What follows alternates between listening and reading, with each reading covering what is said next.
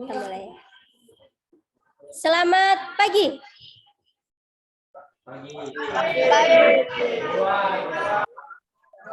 Ya. Oke, ya, assalamualaikum warahmatullahi wabarakatuh.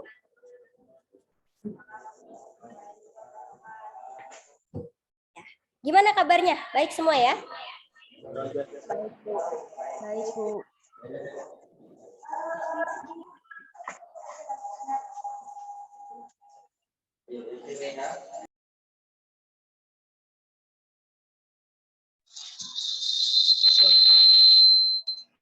Salah satu dalam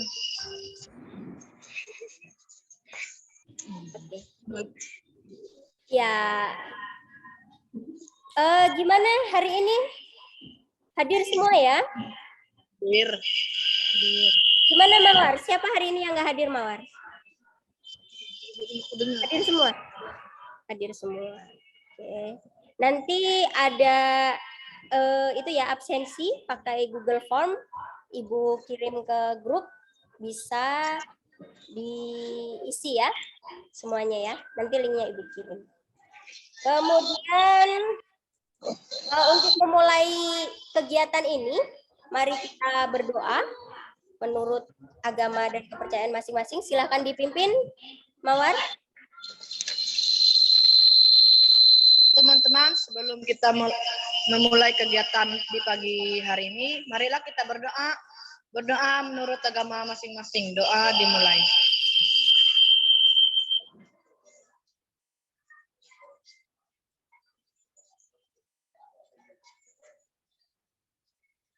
Doa selesai.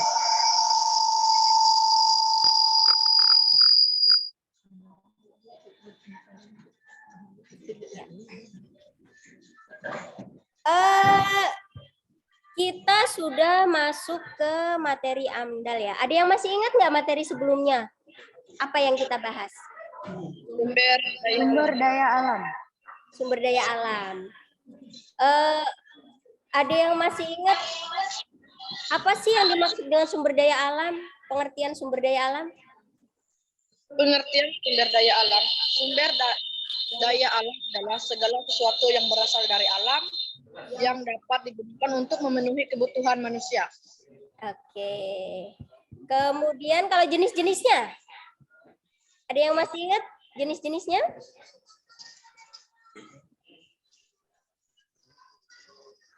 Jenis-jenisnya?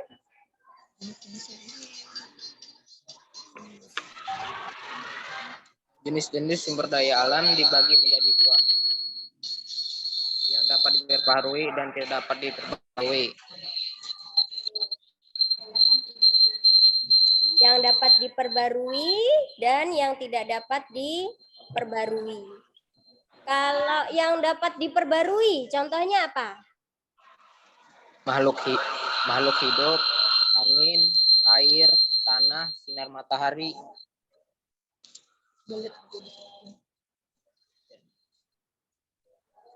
Kalau yang tidak dapat diperbarui, Hasil pertambangan, minyak bumi,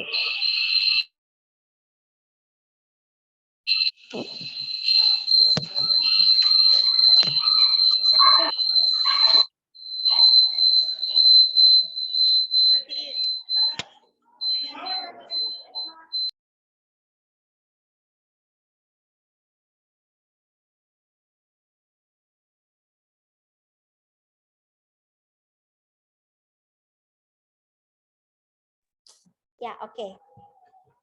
Itu materi yang kita bahas kemarin ya. Oh, selain itu kita kemarin juga membahas persebaran. Ya, masih ingat ya? Persebaran. Kalian sudah membuat peta juga, peta persebaran. Sekarang kita masuk ke AMDAL ya. Atau analisis mengenai dampak lingkungan. Sebentar, Ibu share screen.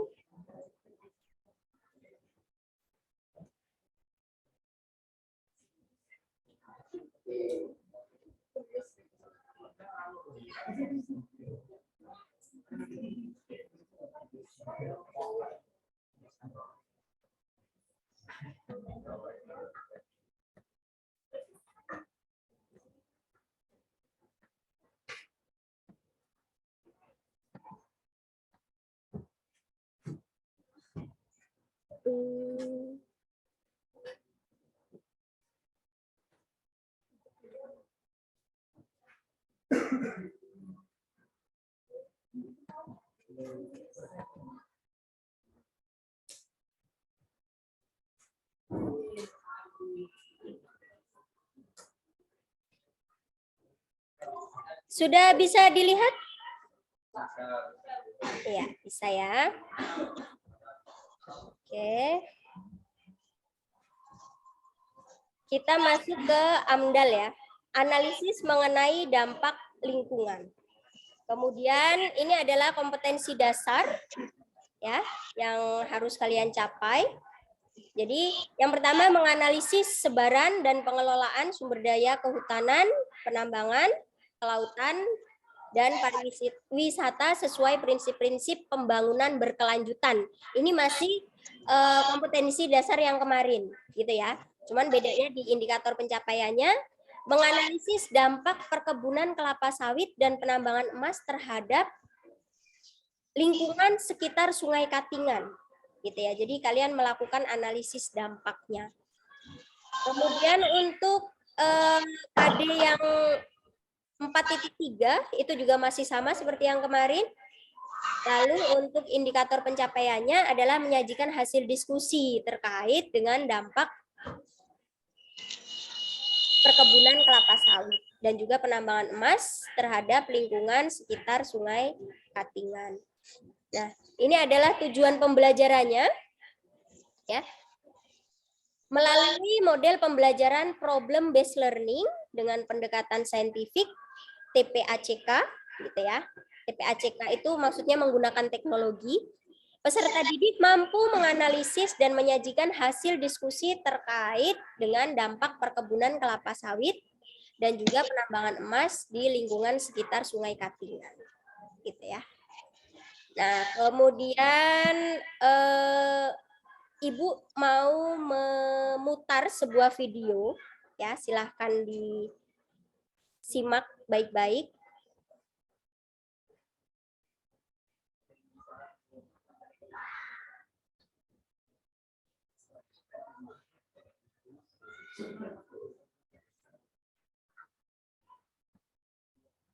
Sebentar ya. Oh, ini di stop.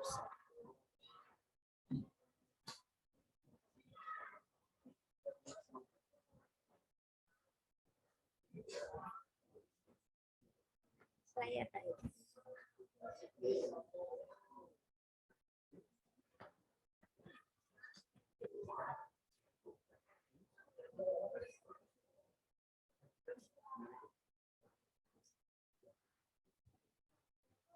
Ya.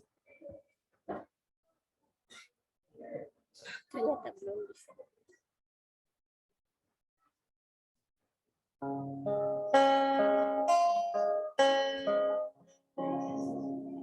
Tulak namui halisa kejau kubah janda milai sungai Katingan. Sungai Katingan merupakan salah satu dari 11 sungai besar yang ada di Kalimantan Tengah. Sungai dengan panjang 650 km ini memiliki lebar 500 perkebunan sawit atau terpaksa membuat kolam dengan lapisan Sebentar ya.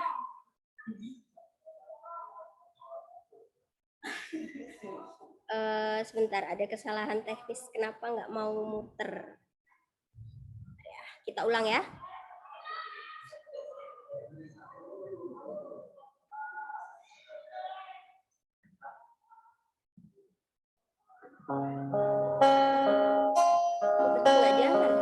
Sebentar.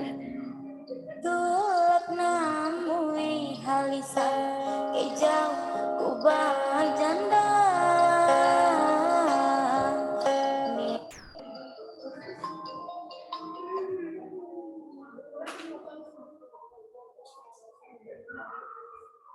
Maaf ya. Nah, ya ini. Tulak namui halisa kejau kubah janda milai sungai Katingan merupakan salah satu dari 11 sungai besar yang ada di Kalimantan Tengah. Sungai dengan panjang 650 km ini memiliki lebar 520 meter dengan kedalaman mencapai 6 meter. Dalam 3 tahun terakhir, airnya tercemar.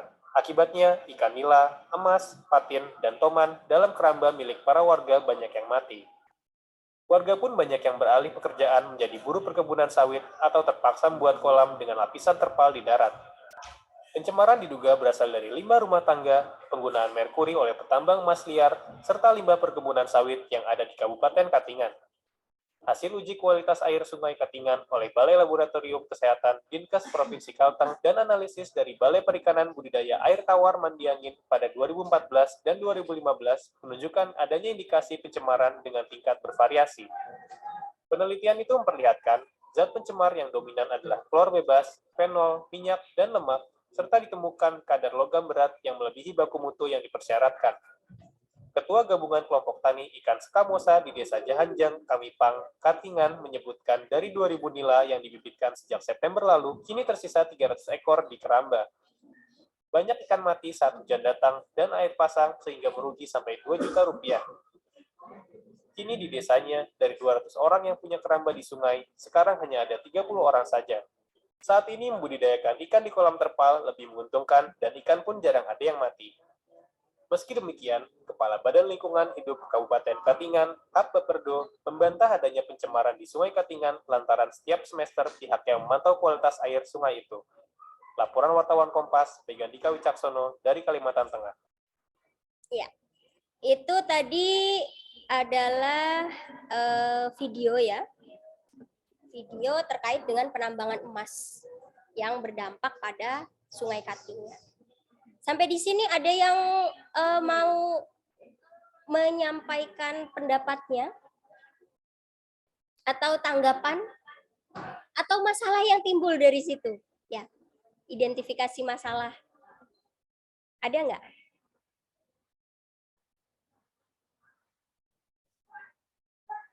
Ayo, silakan.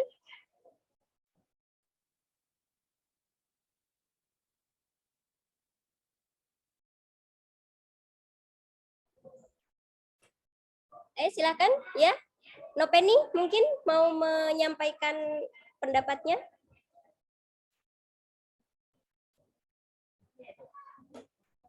Dari video itu, masalah yang kalian identifikasi kira-kira apa?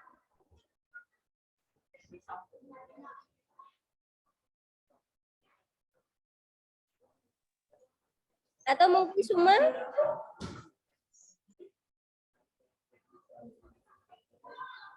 Identifikasi masalahnya yaitu populasi ikan di Sungai Katingan menurun. Ya, populasi ikan ya. Jadi baik ikan yang dibudidaya maupun ikan yang hidup secara liar di sungai, gitu ya. Itu populasinya menurun. Itu ada lagi? Air sungai menjadi keruh. Air sungainya menjadi keruh. Jadi tadi ya terlihat dari apa? Lumpur sisa dari penambangannya itu pasti larinya ke sungai dan menyebabkan air sungainya menjadi keruh, gitu ya. Oke, bagus sekali. Sekarang kita lihat lagi video yang selanjutnya ya, yang terkait dengan apa namanya?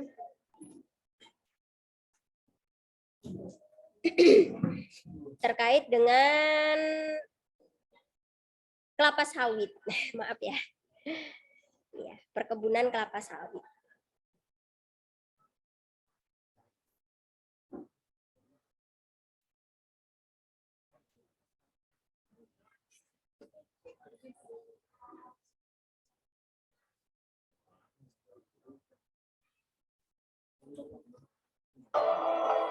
Luas dan ragam hutan Indonesia menjadikan negara kita sebagai paru-paru bumi yang telah diakui oleh dunia. Namun sayangnya, kerusakan hutan turut menjadikan kita sebagai posisi teratas. Enggak ada ya?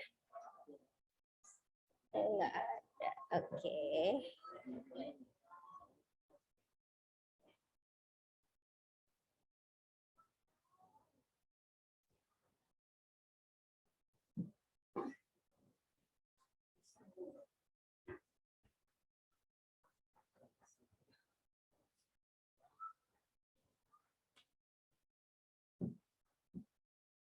ini ya. Luas dan ragam hutan Indonesia menjadikan negara kita sebagai paru-paru bumi yang telah diakui oleh dunia. Namun sayangnya, kerusakan hutan turut menjadikan kita sebagai posisi teratas, negara dengan deforestasi tertinggi di dunia. Hal ini menjadi dilematis ketika industri kelapa sawit turut berkontribusi besar terhadap pendapatan negara. Dalam kurun waktu 10 tahun, sejak tahun 2000 hingga tahun 2010 saja, Indonesia telah kehilangan 8,8 juta hektar hutan. Yang menyedihkan, selama 50 tahun terakhir, sudah lebih dari 75 hektar hutan di negara ini yang habis berganti menjadi kebun kelapa sawit. Sebenarnya yang punya itu lebih banyak orang lokal atau asing. Kalau sawit mandiri masyarakat lokal itu dikit. Lebih banyak karena perizinan itu pemerintah yang punya, dikirim kepada pemilik modal. Pemilik modal itu banyak juga dari asing. Dan kenapa perusahaan bisa bertahan sementara pemerintah sepertinya setiap tahun punya aksi? Ya. Nah, kalau perusahaan-perusahaan itu yang mensupport pemerintah, siapapun pemerintahnya disupport oleh perusahaan. Dari sekitar 300 perusahaan industri kelapa sawit yang memiliki perkebunan di Indonesia, lebih dari setengahnya merupakan milik asing. Sebagian besar merupakan afiliasi dari perusahaan milik Tiongkok, Malaysia, dan Singapura.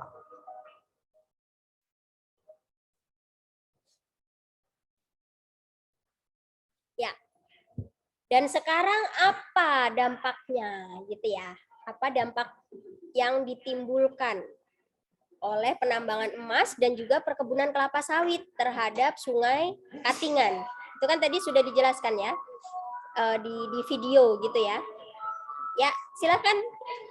Kira-kira masalah apa nih yang bisa diidentifikasi?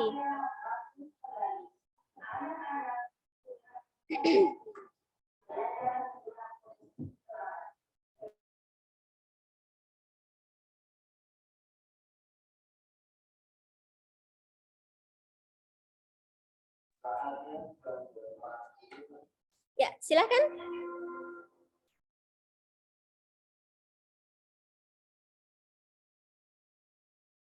Mawar mungkin atau Tania?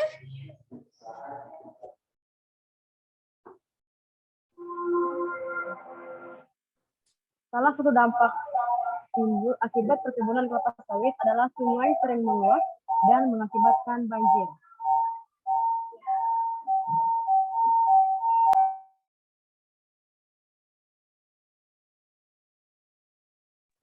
Ya, jadi banjir ya. Salah satunya yaitu. Kemudian ada lagi?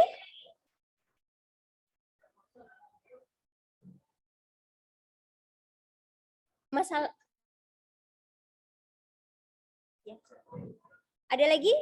Kira-kira masalah apa yang diidentifikasi?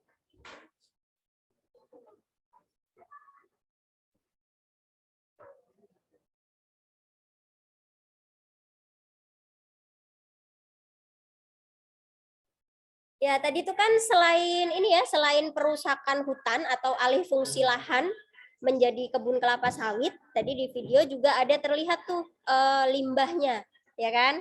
Nah, bisa nggak kira-kira itu berdampak nggak? Berdampak.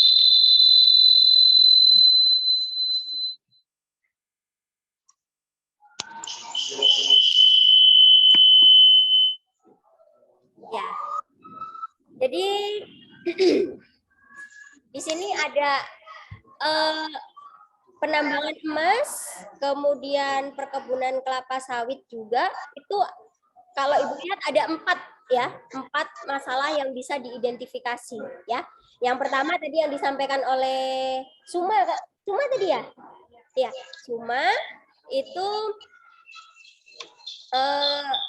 populasi ikannya menurun, ya kan?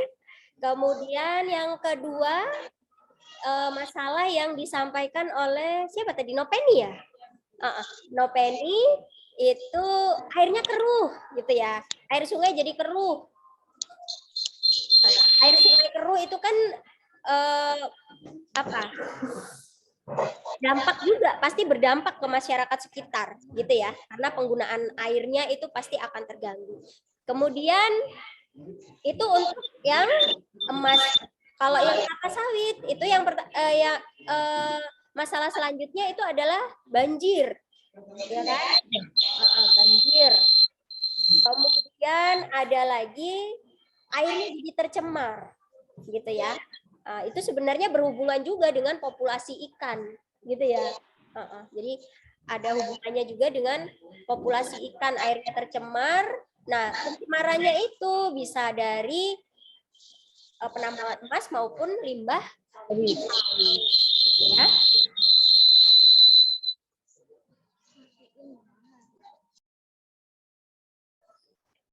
Sekarang Ibu mau kalian melakukan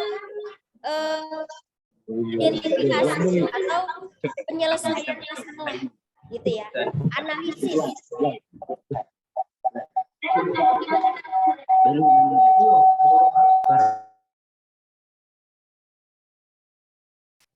Jadi Ibu buat break room ya, nanti kalian bergabung di room yang sudah Ibu sediakan.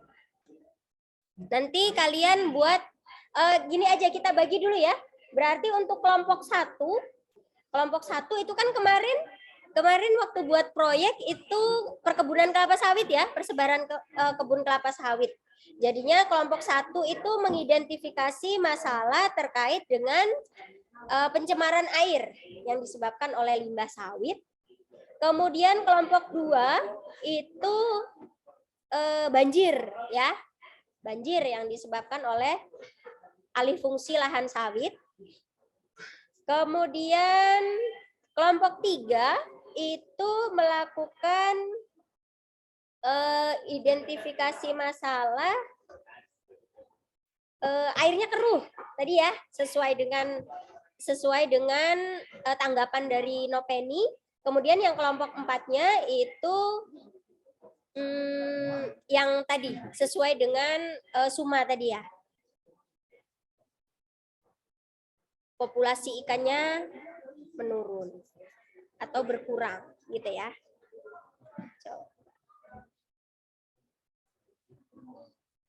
Kelompok 1.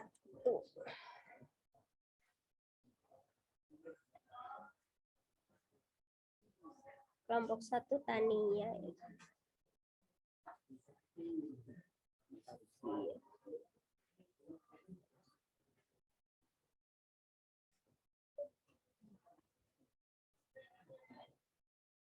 Kajian kelompok 1. Aditya kelompok berapa ya? Kelompok 4. Aldo kelompok 3 ya. Kemudian Aldi kelompok 1 ya, Al. Ariel kelompok 4.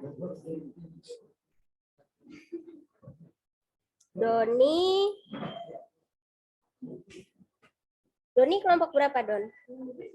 4 ya? 2.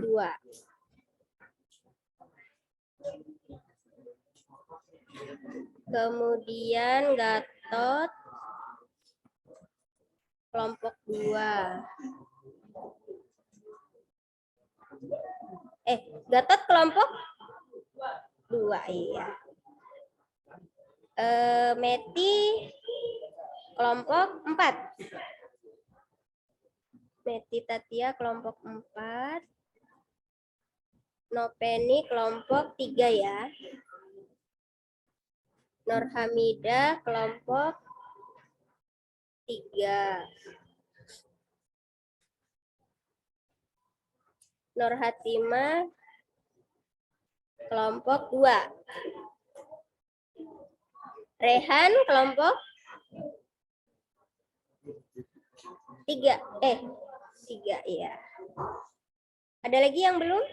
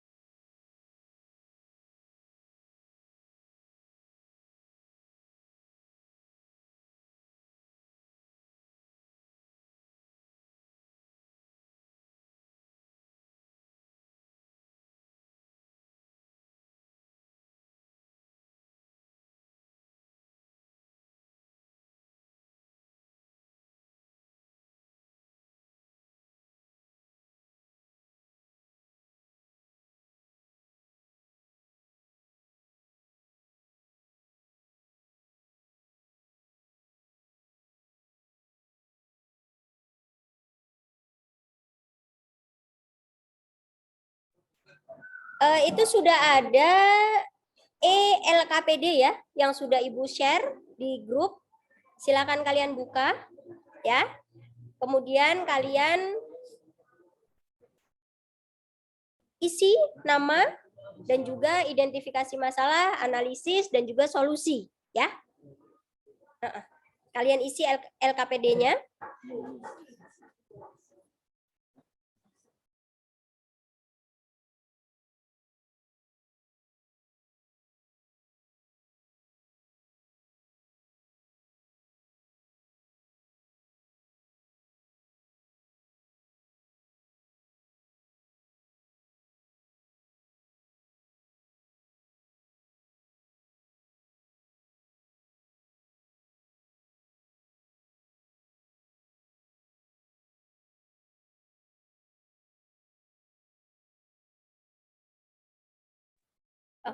Silakan buka LKPD-nya. Kemudian diisi sesuai dengan formatnya ya.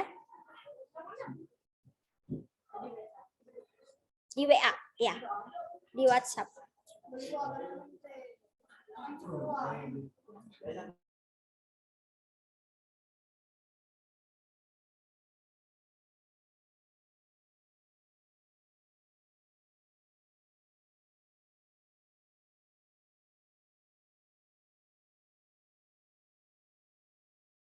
Sudah paham ya untuk mengisi LKPD-nya? Ada yang masih bingung?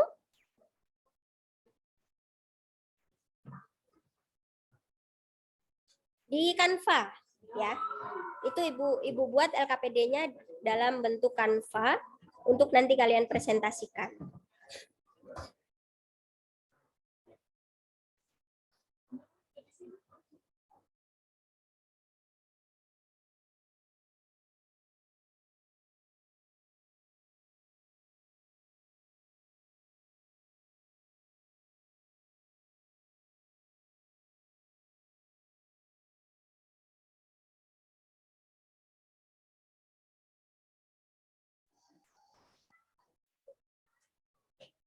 Ya.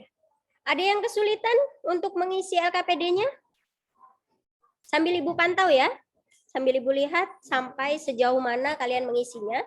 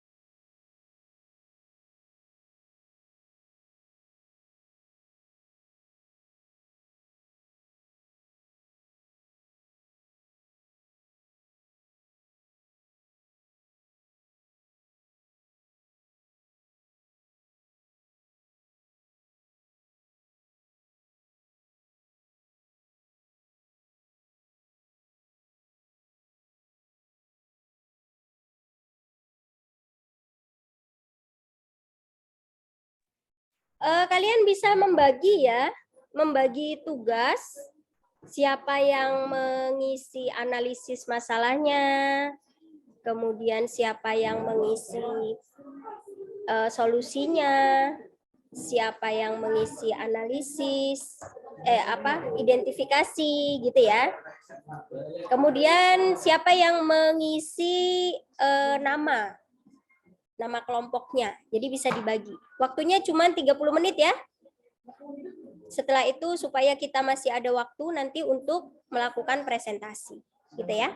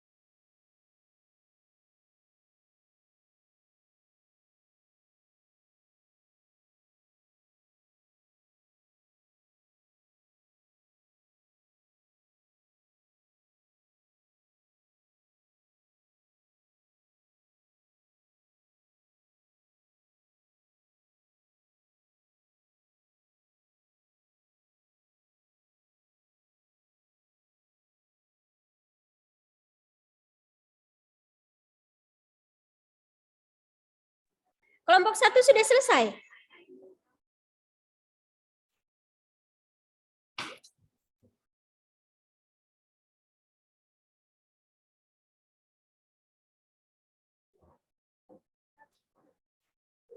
Kelompok 1 sudah selesai?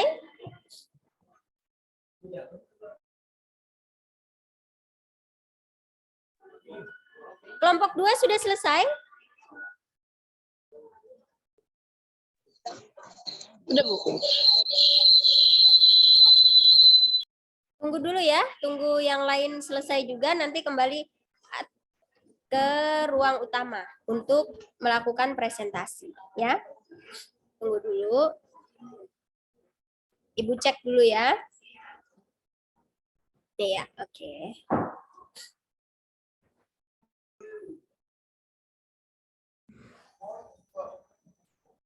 Kelompok 1 sudah selesai?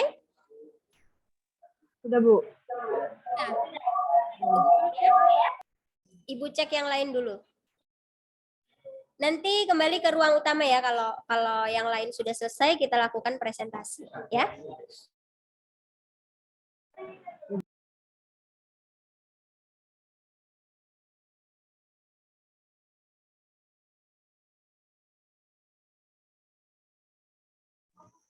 Gimana, sudah selesai? Kelompok 3?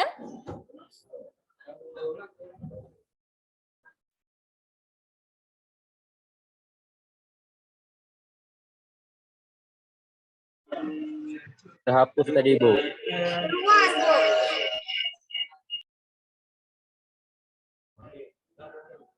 Oke, Ibu cek dulu ya.